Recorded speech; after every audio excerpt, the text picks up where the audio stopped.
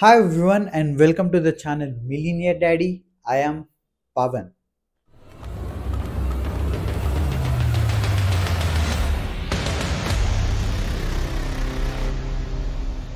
All right, so welcome to the 17th, 18th. So 18th week into YouTube.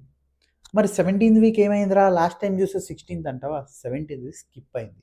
So welcome to the 18th week off this YouTube journey. అసలు ఏమైంది, ఇప్పటిదాకా ఏమైంది, లేదా నేను change చేసిన differences ఏంటి అంటే యు నో వెరీ వెల్, నేను లాస్ట్ 2 వీక్స్ నుంచి ఐఎమ్ డూయింగ్ సంథింగ్ డిఫరెంట్లీ.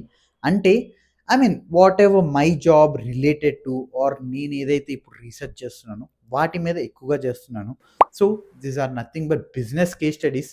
ఒక్కసారి చూడకపోతే చూడండి, ఒకవేళ మీరు చూసుంటే ఒకసారి నాకు రివ్యూ ఒక కమెంట్ లాగా పెట్టండి.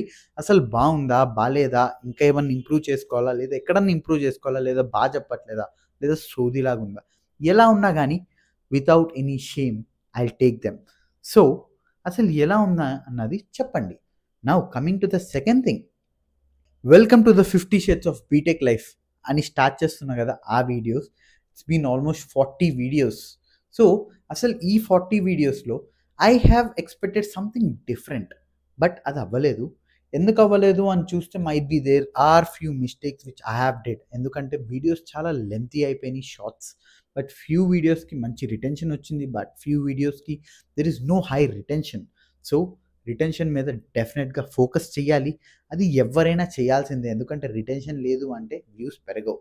ఎందుకంటే నువ్వు వీడియో చూస్తూ సగంలో ఆపేసి స్కిప్ చేస్తే అంటే నీకు నచ్చలేదని కదా. So YouTube never push that video. So దానివల్ల రిటెన్షన్ కొంచెం తక్కువ ఉండడం వల్ల నా బీటెక్ వీడియోస్ వెళ్ళలేదని నేను అనుకుంటున్నాను. సో ఒకసారి చెక్అవుట్ చేయండి అది కూడా చూడకపోతే.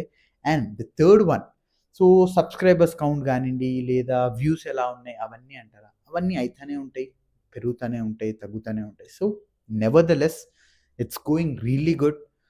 బట్ ఈ బిజినెస్ కేస్ స్టడీస్ వల్ల ఒక 2 అడ్వాంటేజెస్ ఉన్నాయి, డిసడ్వాంటేజెస్ అసలు లేవు. అసలు అడ్వాంటేజెస్ ఏంటి అంటే ఒకటి మీకు ఒకటి నాకు. సో ఫస్ట్ మీకు అడ్వాంటేజ్ ఏంటి అంటే ఒక నాస్టాలజిక్గా మన ఇండియన్ బ్రాండ్స్ అప్పట్లో మనం బాగా వాడేవాళ్ళం, అవి ఒక చిన్న రీకనెక్ట్ అయ్యి వాటి గురించి అసలు నిజంగా అప్పట్లో అంత బాగున్న బ్రాండ్ ఇప్పుడు ఎందుకు తగ్గిపోయిందిరా అన్న యాంటిసిపేషన్ కానీ ఆ యాంగ్జైటీ కానీ ఉంటుంది కదా మనలో, అది తెలుసుకోవచ్చు. అండ్ దాంతోపాటు ఆ నెంబర్స్ కానీ అసలు ఆ స్ట్రాటజీ వాళ్ళు ఏం చూశారు అన్నది మనం we will absolutely know them, right. మరి నాకు వచ్చిన అడ్వాంటేజ్ ఏంటి అంటే వెరీ సింపుల్. జనాలు చూస్తున్నా చూడకపోయినా కానీ నేను నా స్క్రిప్ట్ తయారు చేసుకుంటున్నప్పుడు I write everything on a book, right. ఆ బుక్లో రాస్తున్నప్పుడు మనకు ఆ నెంబర్స్ అన్నవి గుర్తుండిపోతున్నాయి.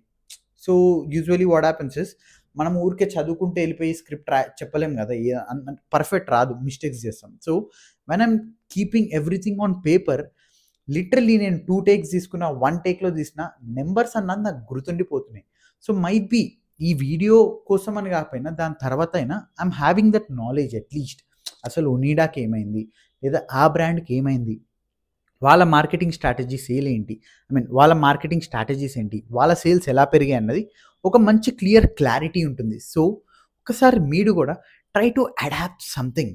అంటే ఏదో ఒకటి ఆ బిజినెస్ గురించి తెలుసుకుంటే మైట్ బి అది మన వర్క్లో అయినా యూజ్ అవ్వచ్చు, లేదా నీ ఫ్యూచర్లో బిజినెస్ పెట్టుకుందాం అనుకుంటే దానికి కూడా ఇప్పటి నుంచి నీ ఓన్ స్ట్రాటజీస్ నువ్వు ప్రిపేర్ చేసుకోవచ్చు, వీటిని ఎగ్జాంపుల్గా తీసుకుంటూ, రైట్.